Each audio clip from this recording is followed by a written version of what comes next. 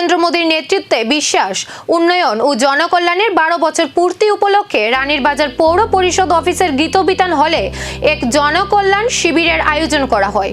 এই কর্মসূচির মাধ্যমে সাধারণ মানুষের কাছে বিভিন্ন সরকারি প্রকল্প ও পরিষেবা সম্পর্কে তথ্য তুলে ধরা হয়।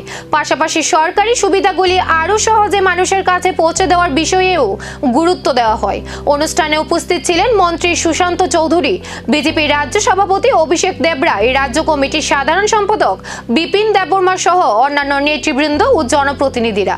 এদিন বক্তারা কেন্দ্র সরকারের বিভিন্ন জনকল্যাণমূলক প্রকল্প ও উন্নয়নমূলক উদ্যোগের কথা তুলে ধরেন এবং সাধারণ মানুষকে সরকারি প্রকল্পগুলির সুবিধা গ্রহণের আহ্বান জানান।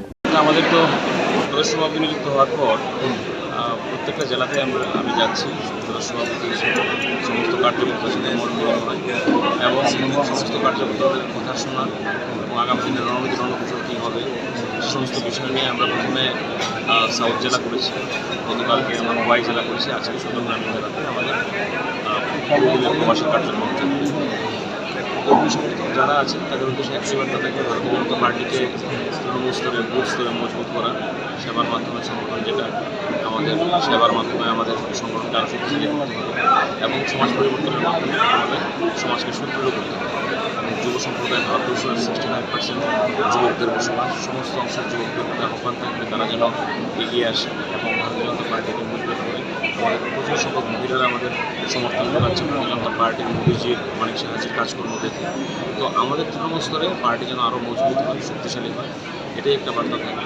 সকলকে নিয়ে একটু কাজ করতে হবে, সকল যে সবকা সাথ সবকা বিকাশ সরকারের যে নীতি আমাদের অন্তিম ব্যক্তি পর্যন্ত সমাজের সমস্ত সুবিধা সাংগঠনিকভাবে পৌঁছে দেওয়া, এটাও আমাদের একটা নীতির মধ্যে পড়ে এবং এই ধরনের কাজকর্ম যেন আমরা সাংগঠনিকভাবে আমরা জারি রাখতে পারি এবং সমস্ত কর্মীদের ঐক্যবদ্ধ হয়ে আগামী 28 সালে আমরা যেন 50 আসন নিয়ে ক্ষমতায় আসতে পারি, এটাই বার্তা। সভাপতি হওয়ার পর দেখুন, সিলেকশন তো আমাদের যতটুকু কালকে খবর পেয়েছি যে এটা সেপ্টেম্বরে অনুষ্ঠিত হবে, তো আমাদের কাছে সময় আছে। আর যেহেতু আমাদের আপনারা জানেন আমরা জনকল্যাণ শিবিরের মাধ্যমে সরকারের বিভিন্ন প্রকল্প সম্পর্কে সাধারণ মানুষের মধ্যে সচেতনতা বৃদ্ধির চেষ্টা করা হয়েছে। আগামী দিনেও এ ধরনের কর্মসূচির মাধ্যমে মানুষের কাছে সরকারি পরিষেবা পৌঁছে দেওয়ার উদ্যোগ অব্যাহত থাকবে বলে জানানো হয়েছে।